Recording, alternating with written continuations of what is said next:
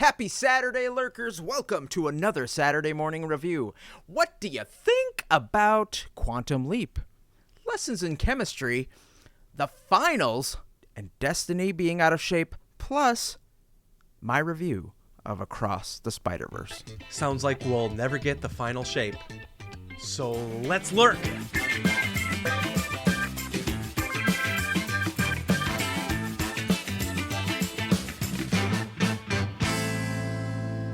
Weird week in media for me.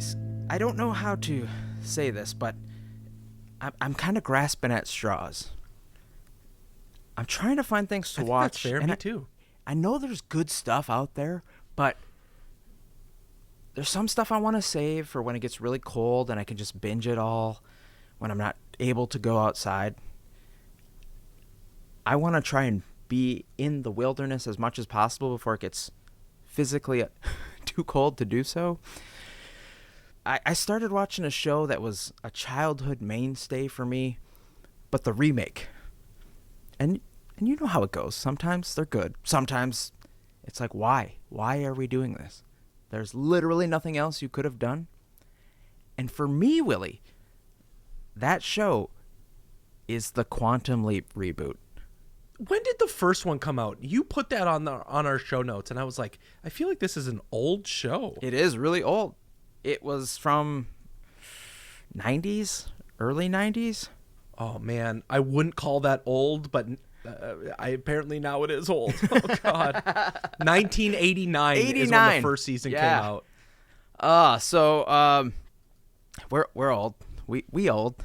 We dust. But in the wind. I thought it was great. A lot of sci-fi. Scott Bakula in his prime. The guy who played Ziggy would eventually go on to be in Battlestar Galactica.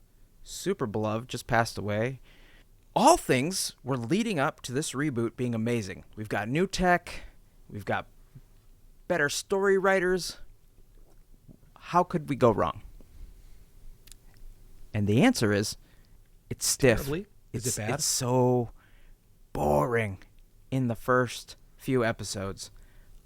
I'm kind of at a loss for words because you know me. I don't find a lot of negatives in shows. I always try to go for something that's like a guaranteed hit so I can extol the virtues of how amazing the writing is and all the cinematography and the little things that make it come into this cohesive piece of art and magic.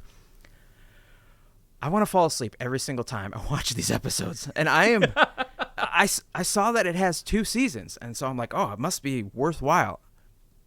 It is a grind in the first 5 episodes. Like the main character just feels like he's mailing it in. Like, I don't know. He's got amnesia. So I suppose there's some sort of element of, I don't really know what I'm doing. But it is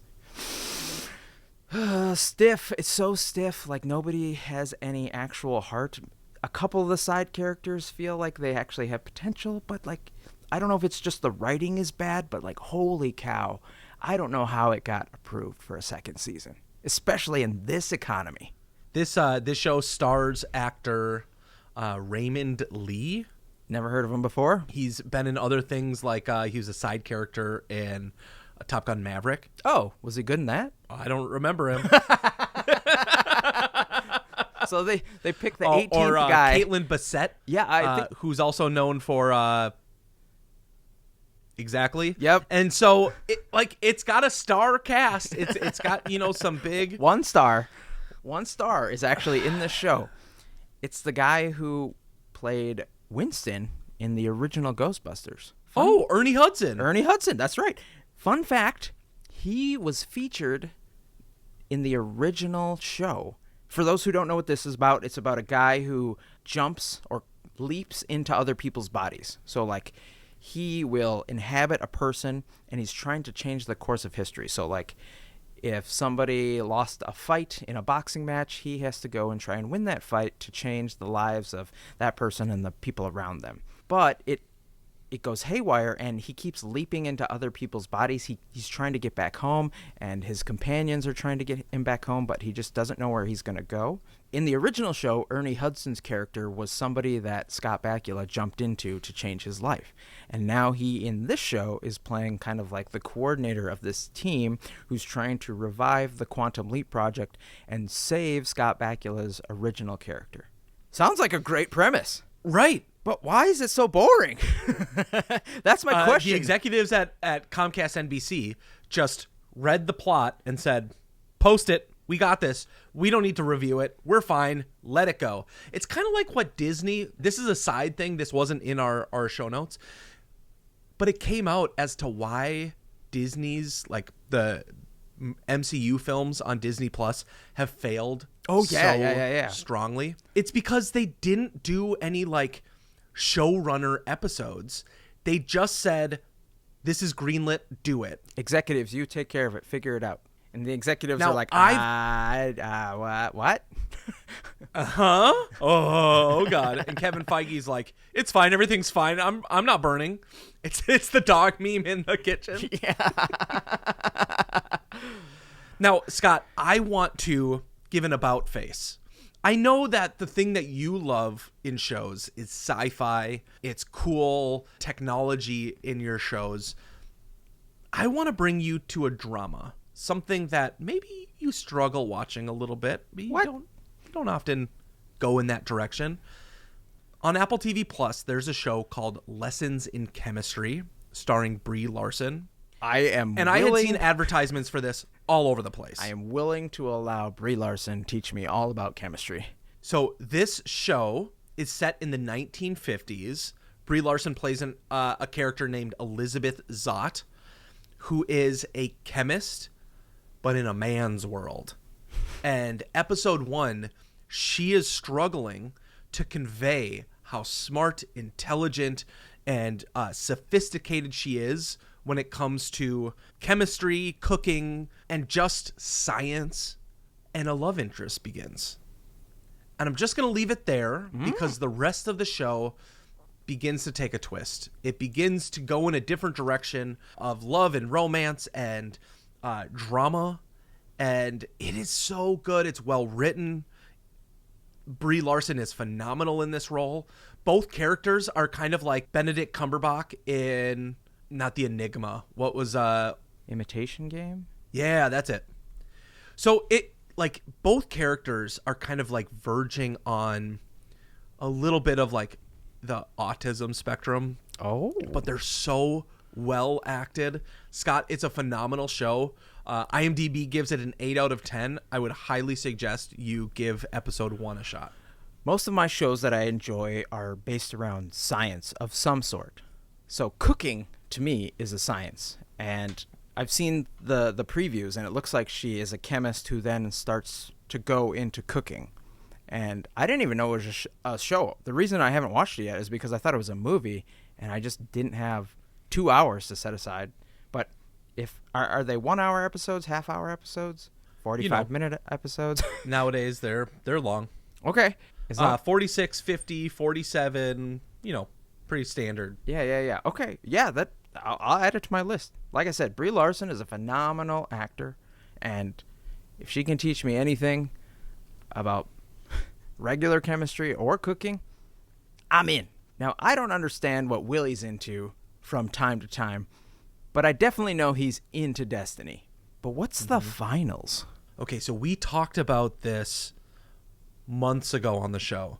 There is a new PvP game coming out called The Finals. And so we had only talked about it when it was in like a preview stage. This game is meant to be like a kind of a multiplayer shooter. It's 3v3v3 in a map, and everything on the map is destructible. Who is the manufacturer / publisher of this game? Embark Studios. Embark Studios, otherwise known for games such as Arc Raiders. I have no idea. Okay, all right. I don't remember this conversation at all, so you're going to have to refresh my memory. What's going on with the finals? Okay, so this is a PvPvP game where you and your team have to go and collect loot, grab the loot and get it to a storage container and hold that vault while it exports. And so the winning team is the one that can raise the most amount of points in a short period of time. But the thing that makes this game so fun, Scott, is everything is destructible. So the beta, the open beta came out way better. Oh. This came out last weekend. Now, in Battlefield, if you're on top of a big skyscraper, you're not taking down that skyscraper. You're shooting open doors. You're shooting open walls. That's what they mean by destructible in Battlefield. Okay. No. I'm on the bottom of this map. I'm holding a point. My team is throwing up these like foam barrier walls. Somebody's putting a jump pad, so if somebody runs by, it would launch them into the air. And while we're holding this point, waiting for people to come by, grenades start getting chucked in. The entire building, a 7-story building, fell on our heads. And this game is out now. It was in open beta this weekend. It's not out just yet. Okay. But it is a game that I will tell you, it's free to play. It is very rough around the edges, but it's trying some things that I don't think other people have done. And so I'm excited for the final release. Hopefully it comes out. I think they were going to release it by the end of this year. And which platform? But we'll see. Which platforms? PlayStation, Xbox, and Steam. Awesome. Speaking of Xbox mainstays recently purchased by PlayStation, we've got a little nostalgia here with Destiny. Some Destiny news that, while disappointing, sad to say, is not unexpected. Willie, what's happening? Did you hear about this news? Oh, yeah. Yeah. And I believe the last time we talked about this, I may have actually predicted what's going on. I think you did. You can call me Scottradamus, because I can see the future, friends. And I can see your penis. There was a leak that came out, and I fully understand why this leak happened. Bungie started doing layoffs, and somebody was likely pissed. And so they leaked some internal memos from Bungie. Yeah. A few things of note. Bungie is delaying their final shape season, which is meant to be like their big tentpole conclusion to this game that we've loved for so many years. For a decade. They're delaying it by 6 months. If not longer. They're also delaying their new game title, Marathon, until 2025. And the reasons that we're getting for these layoffs, and this may have come from the leak, or this may have come from them just like, covering their butts and trying to say, oh, actually, haha, here's what really happened. Press release. Nobody's into Destiny anymore. No. At all. We've bemoaned the fact that Destiny has been less fun, more grindy, and hasn't really made sense for years now. Mm-hmm. And because nobody's playing it anymore, they're not getting as many microtransactions, which nobody loves. This is to be expected. If they're not bringing in any money and they're building giant headquarters expansions, who pays the price? Well, not the executives. We do. Not the executives. They're getting paid, but all of the people who made the game we love, who stayed up all the late hours and tried to come up with a way to spin crap into gold, they're now getting laid off. And I hope they go and make the best game ever, because Destiny does not deserve these people that they laid off. They said, I think, something along the lines of, we kept the ones that mattered the most, or something along those lines. Like, we can still run our games and we can still keep bringing you the same shit we've been peddling. But if something sucks so bad, like, why do you think like it's going to get any better? These delays of both their new game and the current expansion, it's not going to help. No. Destiny is dead, Willie. I'm calling it right now. The final shape is going to be a whimper. The final nail. Yeah, the final nail in the coffin. That's a good way to put it. Their revenue this year, they were purchased by Sony for $3.6 billion. There was some expectation that they were going to deliver on some incredible content. Mm-hmm. We thought that when they were going to come out with Lightfall, that it was going to be like the revival of this game that we fell in love with. As it turns out, Bungie's revenue is down 45%. With that purchase from Sony, apparently 1.2 billion of that was supposed to go in just retaining talent. And like I said, instead they just built an extra headquarters that's now going to be empty. Yep. Now, supposedly only 100 people got laid off. But it's not like we're talking like a huge company here. Like, they're probably intimate when it comes compared to bigger studios. Yep. Sad. It's really sad. We're seeing a lot of layoffs in the gaming community. Epic Games laid off 830 employees. Nighty Dog, who created the game The Last of Us, is cutting a lot of contractors. Naughty Dog. Naughty Dog? What did I say? Natty? Nighty. CD Projekt Red also laid off 100 people. Niantic, who is the maker of Pokemon Go. Yeah. They laid off 230. Wow. I'm not sure what's going on in the gaming world, but it's not good right now. Gameflation has hurt us all. It's too bad. There is one game, though, that's getting all the praise that neither of us will have the opportunity to play. And that's Spider-Man. Because we don't own PlayStations. I know. It's so sad. Come on, Sony. Don't be a dick. If we can't play the game, at least we can watch what I will argue to anybody on this platform, no matter where you're listening / watching us, that Across the Spider-Verse, now streaming on Netflix, is one of the best, and I'm not just saying animated here, but best features I have ever seen in my entire life. Willy! It was said that it was supposed to come out on November 1st. It dropped a day early. I was just sitting at lunch, scrolling through stuff, and I'm like almost spit out my food because I'm so excited that it's now here. I immediately start watching it, and I saw the original. You and I love that. Mm-hmm. We saw Nimona, and we're like, oh, this is really good. Like, for a small studio and didn't have much hype around it, like, this is almost Spider-Verse-like. The first opening sequence, which takes 10, 15 minutes, blew all of Nimona away. Just that opening. Okay. This is me on a rant. But you guys, if you haven't seen the original Spider-Verse, go watch it right now. Like, stop what you're doing. Pause the show. Go watch it. And then take a break, go pee, rehydrate, and then watch Across the Spider-Verse. Because the animation team for this, and I feel so bad for them because I think we read about how they were made to do all these long hours and didn't get paid enough, and it was just probably horrible conditions. But holy cow, you guys killed it. It's a multiverse thing, so I know if you don't like that, you might consider it lazy writing, but it's done so well. Every single type of Spider-Man universe that they show is in a different animation style, and it comes together in this menagerie of art and science that can only be described as a masterpiece. This better win all of the movie awards that it can this Oscar season, this Golden Globe season, whatever little metal trophies you can give to this team, you've got to do it. But it should win awards for everything. Storytelling, art, music. Mm-hmm. This movie, I know that I kind of waned poetically about this when it first came out or when I first watched it.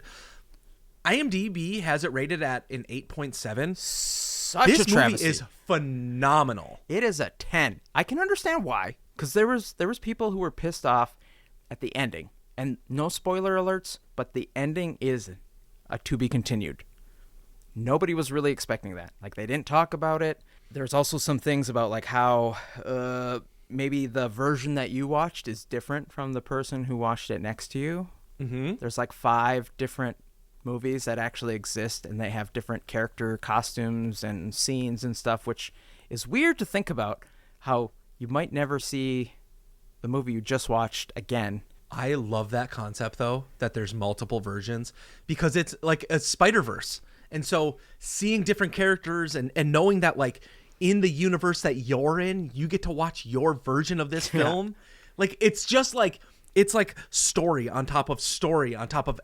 It's just so cool. It is. It's the best story sandwich I've seen in a long time, and I was laughing out loud. I don't know, the first 2/3 of the movie, and then it got really serious. But there's even like inside humor where one of the spider people is like, "Do you think we rely on humor too much? Like, do you think that's a crutch we need to walk away from?"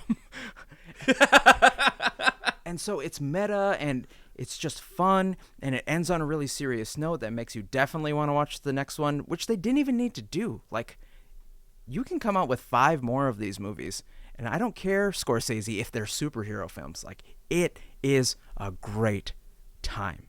It's a movie. It's a film. It's cinema. Whatever you want to call it. It's fantastic. And you got to watch it right now. It's beautiful storytelling with a beautiful canvas. I mean, I think they're defining an industry in a way that only Disney in the 90s did with animation. Mm-hmm. This really, like, it is the, like, top tier storytelling. S tier for superhero, S tier for animation. Guys, just go watch this movie. That's our show today, lovely Lurkers, Saturday reviewers. Thank you for hanging out with us. Please, if you like the show, tell a friend and rate and review wherever you lurk. We appreciate your love, so remember, be kind to one another, and we'll see you next week.